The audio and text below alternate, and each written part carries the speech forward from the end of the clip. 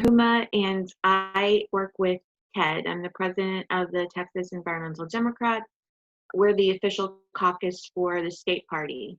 And mostly what our focus is on electing candidates and supporting legislation.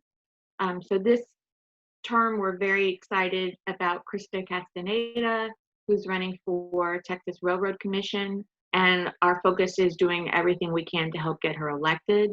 I think she has a very, very good chance, and it'll be a tremendous achievement to see a Democrat in that position, especially one like Krista. She's very knowledgeable on oil and gas issues, and I think she'll make a huge difference. So we're excited about that. So as a group, what we're trying to do is organize volunteers and have virtual volunteer meetings, helping do virtual phone banks, texting.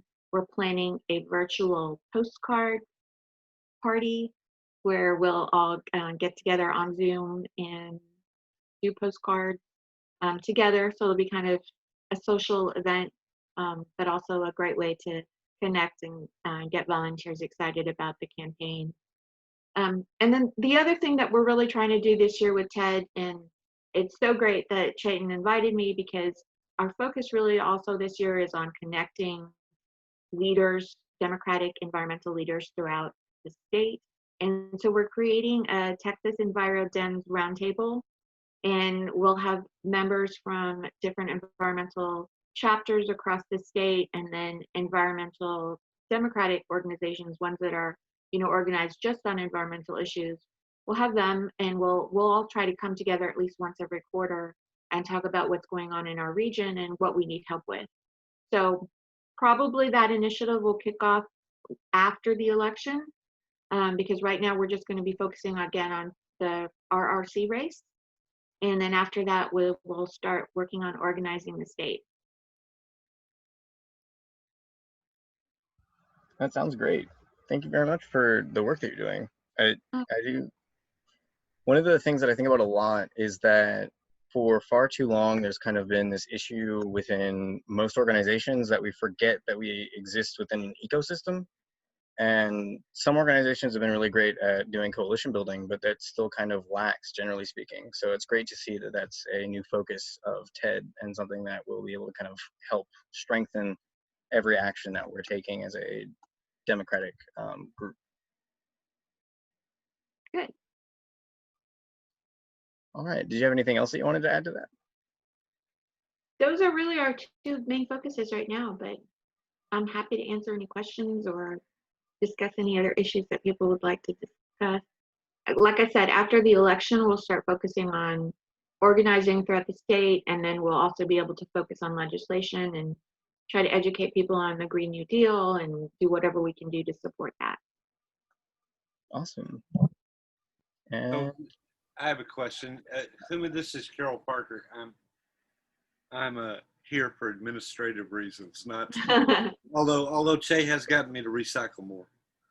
Anything would have been an improvement. So, couple of quick questions. The upcoming SDEC meeting, now that you're president, are you going to try to get your board together and be a part of have a sub meeting during the SDEC meeting or alongside the SDEC meeting? Yeah, so ironically, I was president the last 2 years too, so the vice president and the president are automatically on SDEC every year. Yeah. So I went to all the SDEC meetings, and ironically, the last live SDEC meeting was in Dallas, and we did organize a general meeting after the normal SDEC meeting, and that was going to be our focus, was to start that tradition.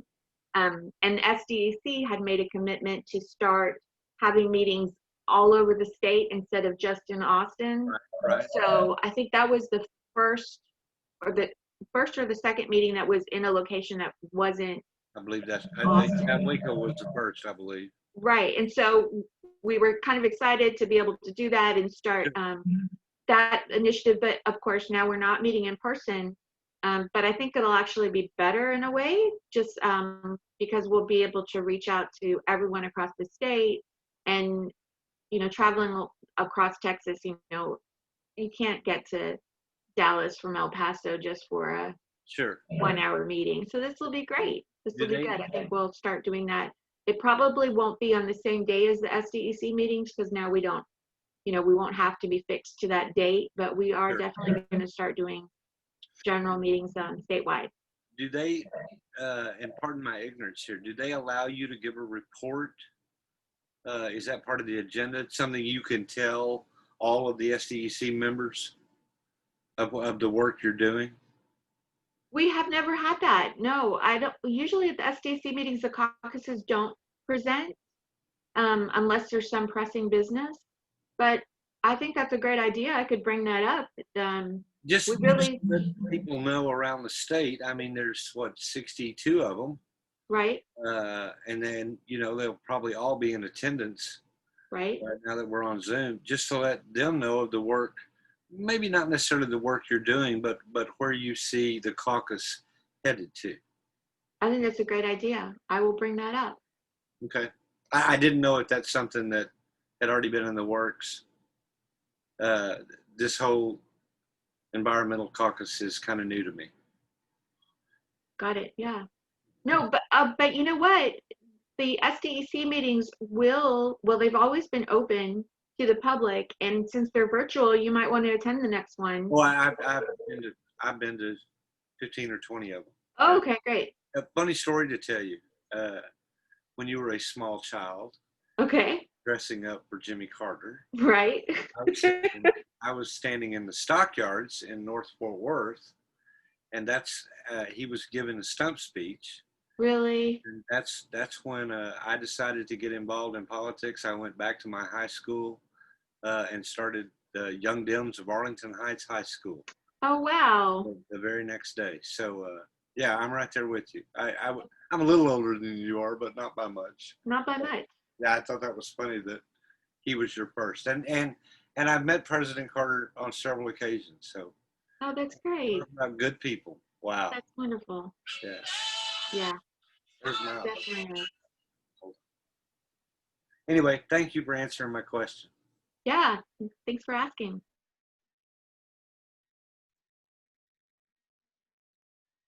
Do you know if there was any current plans for the future where you would be looking at working further with the party at large to further racial justice and environmental justice issues? If there is legislation that we can support, we'll definitely do that. I think that's a big part of the Green New Deal is to make that connection as well. So Yeah. yes, I think that would be something that we would love to work more on. I know Sierra Club recently has been taking a stronger stance for against racial inequality, and I'm hoping that we can partner more with them as well. You said that Gena was here. I would love to hear more about what we might be able to do with other partners or across the state. So. Awesome. Gena, did you want to respond to that? Yeah, I guess that's my cue in. Good evening, everyone. Yes, so NAACP on a national level is a part of that Green New Deal. We meet bi-weekly with a whole environmental, climate, and justice committee across the geographical nation. So it's a lot of chapters within the states. And we meet to talk about these things in the different respective areas. So for Fort Worth, we're not a part of that, but we are a part of the Energy Justice Initiative. So that's what we just started with. It's an 18-month program, but we're doing that now within our chapter. Also, we're focusing on the green jobs and the green schools.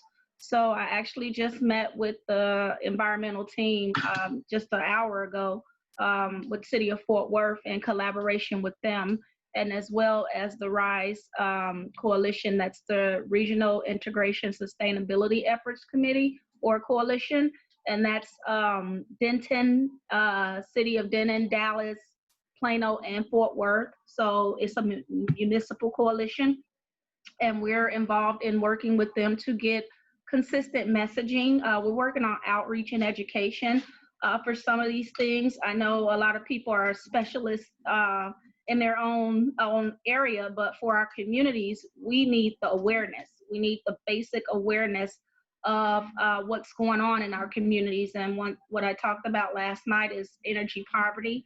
That's the main thing that we're working on. The inequalities within the neighborhoods, transportation, the food deserts. That's what we're working on as well. And also the emergency management and emergency preparedness. I stated that during this pandemic under FEMA is actually a disaster. So our communities, we were having issues with testing sites or getting testing sites in our community. So that was a big one we were working on earlier in the months here when the pandemic started. Right. So that was a great big issue, and it exposed a lot of other impacts, transportation being the number one. Right. Communities are in lack of transportation. So it's a numerous amount of things, multifaceted combination of things that we're trying to work on and tackle as a chapter, but also as a whole NAACP organization. So we get funneled down. Once again, I'm a part of the Emergency Management Task Force nationally as well. So we have our weekly meetings. Well, actually now it's every 2 weeks. It was bi-weekly, weekly, now it's every 2 weeks. So we simmered down a little bit, but we get information for the different states, what's going on, and we communicate in that sense and get a consensus of what's general in all of our communities and what we can do, what impacts that we can do for immediate assistance and also long-term. So right now, our immediate is just awareness, outreach and awareness to all the issues that are going on. We have so many right now, especially in our neighborhoods now with the protests and the things like that. We do have a lot of joiners. So everybody wants to get involved and wants to be a part of something, but that's what we're doing, making it clear. Our initiative, I would say my committee, because we're environmental, NAACP does have a lot of other different committees, housing, education, you know, all the rest of them. Right. But for particularly my committee, that's what we're focusing on is the education, literacy in the education, because I stated yesterday in speaking, when you're delivering anything, any message, any information to our communities, it must be on a level of understanding that each respective community can just take in or adhere to, because we sometimes talk over their heads. And our community, I just spoke with Cody for environmental, being a Black person, it's, you know, we got small parties of little nerd geeks like me. So it's not too many of us fighting that tree hugging fight. So it's, we want to engage people. That's my goal, is to engage a lot of people, let them become aware of what environmental is as a whole, not the tree huggers, but recycling, littering, hazardous materials, you know, how to not idle your car. I heard you guys talking about the car and the pollution, you know, making those economical buys when you're buying cars, you know, don't buy the gas guzzlers. So that's my big thing. Plastic, recycling, that's a huge one for me. Recycling on a day-to-day, how to reduce those things. And also water, you know, water here, the Trinity River, that project, I was got a little abreast of that, and how what we do and pour down our drains, you know, how we're using the household chemicals and all the hazards in our houses. They don't know how to properly dispose of those things. So paints and things like that. So making them aware of the programs that Fort Worth has with those, even weatherization. So energy poverty is a big one. So we wanted to focus on the weatherization of the homes, trying to reduce those energy bills. Economics is a big part. Low income is a big factor that we have in our communities. And we're actually doing the research in regards to the health, because most of the statements for our communities are, these are hereditary, these health issues are passed down. And in light of these findings, and a lot of them, they're hazards that some of them are caused by our communities that we're staying in.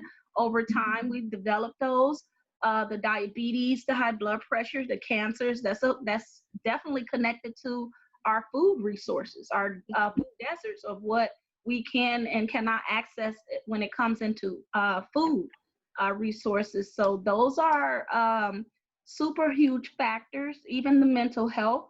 The mental health has been a big one.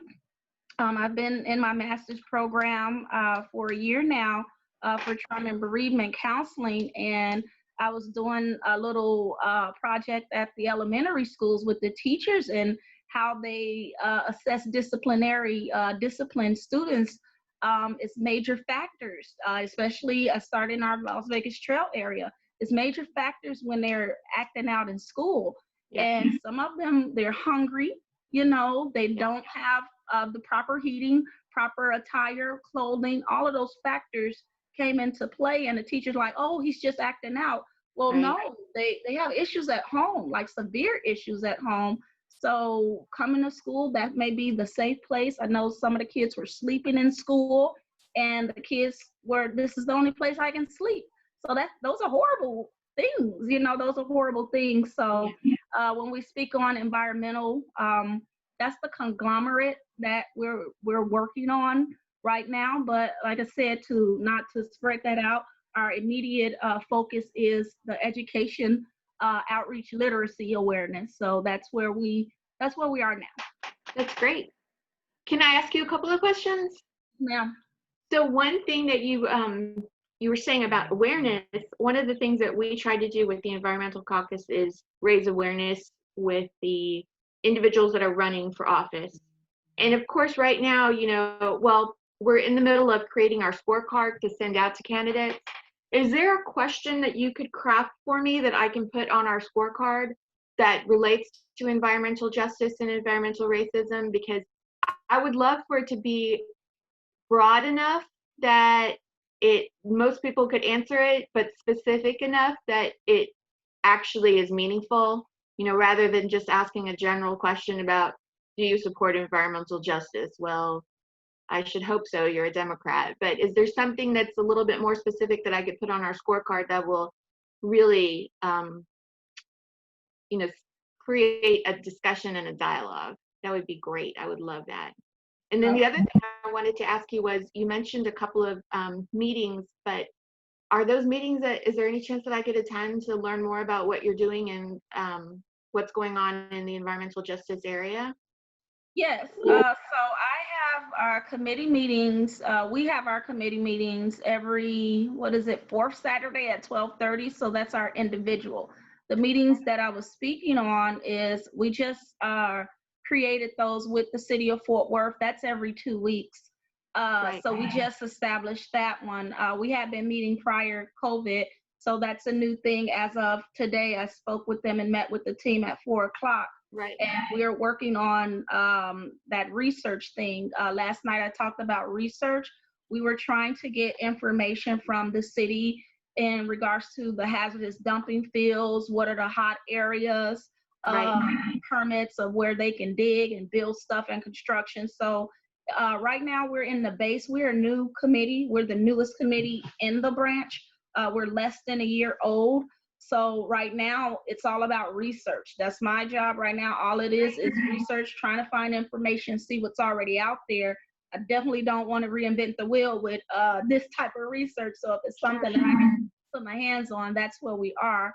But the city of Fort Worth has been an excellent partner from the beginning. And then I just met with the RISE Coalition, which is that it's a municipality.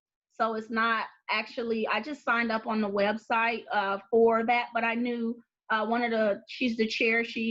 We've met a long time ago, and she's with the City of Dallas Environmental. She's a senior coordinator. So I met her through there, but she formed this committee, and that's, I'm not sure how they meet. So I'm not, you know, on a consistent meeting basis. It's just, we have our own, you know, dialogue, one-on-one individuals. So, I'm actually not in Dallas. I'm in Houston, the Houston area. But if there's something it sounded like one of the ones you mentioned was more of a national coalition of environmental organizations. Okay. if I could come to that, that would be great. I would love to learn more about what's going on and how we can help.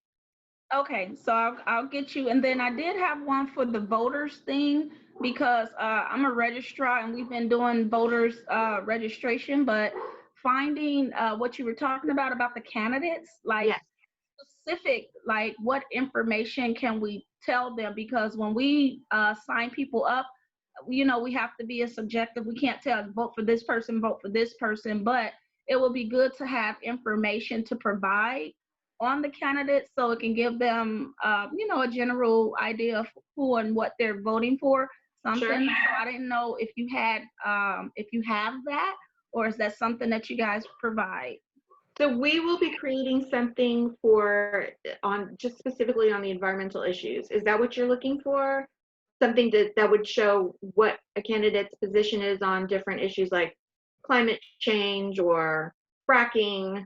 We're picking, you know, 4 or 5 different issues that we're going to ask in the questions. We're not creating like a long, huge questionnaire. This is really just, like I said, a way to encourage dialogue and get people thinking about the issues because, you know, all of the Democratic candidates are the ones that we're supporting, and luckily almost all of them are on board with the environmental agenda. So is that what you're looking for though? Something Yes, specific for the that environment? too. Yeah, that too. That would be great to have, but in a later sense of just in information on the candidates, like as a whole. So yes, I would appreciate if that questionnaire provided information, but I was generally asking anything as a whole. I don't know how specific you guys were on the candidate as a whole. We don't have anything like that, but there may be someone at the higher at the party level that could help with that. I can ask around for you if you'd like. Yes. Okay, I'll do that. Sure.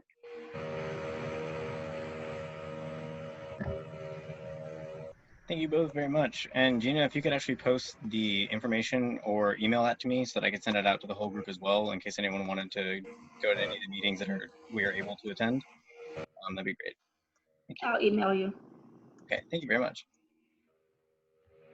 I'm writing down your number, Gena. Do you want my number? Yes, I'm a talker if we haven't figured that out. Email back and forth, there's only so many chatties, but let's get it out over a conversation and have it done with, you know? Exactly. There you go. Thank you, ma'am. You're welcome.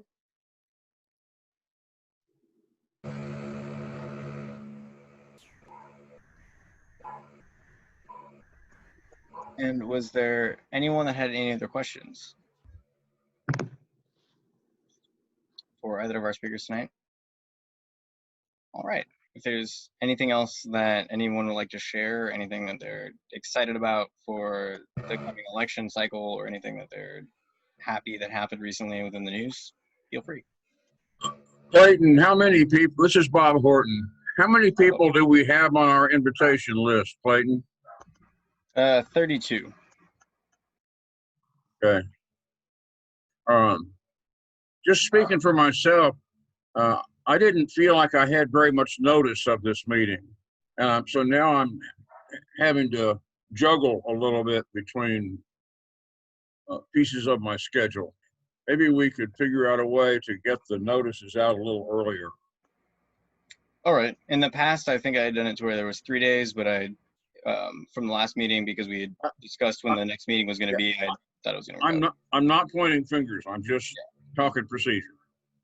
Oh yeah, no, I was letting you know that I'll do it differently in the future. This, like, why today was different from the last meetings. Thank you.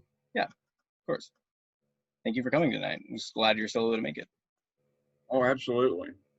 And I'm recording this and we'll be posting it to YouTube and sending it out to the full email list as well, in case there was anyone that missed anything. And I'll also send out contact information to allow people to contact their speakers tonight as well. Great. Yeah. I'm going to put up our Gmail address too, just in case anybody would like to start getting notices from Texas Environmental Democrat. I will put our Gmail address up there and then I'll add you to our list. Great. Yeah, thank you very much.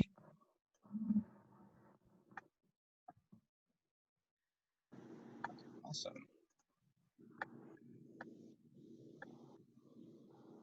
Okay, well, if there's nothing else that anyone would like to offer, we will go ahead and conclude for the night. Gena and Huma, you're welcome to stay after. I know, Gena, you said you had some questions you'd like to go over with me about working with the City Hall and everything, so it'd be great for us to just stay here and chat if you'd like, and just go from there. Sounds great. It was nice meeting everyone. Thank you very much Bye-bye. for coming. Thanks for having me, Chayton. Yeah, of course. Thank you very much. Have a great night. Look forward to meeting you soon again. Yes, hopefully. Let me know about any upcoming meetings that you have as well. We will. Great. Thank you. Thank you. Have a good one. Bye. Bye, you all. Thank you. Yeah, have a great night.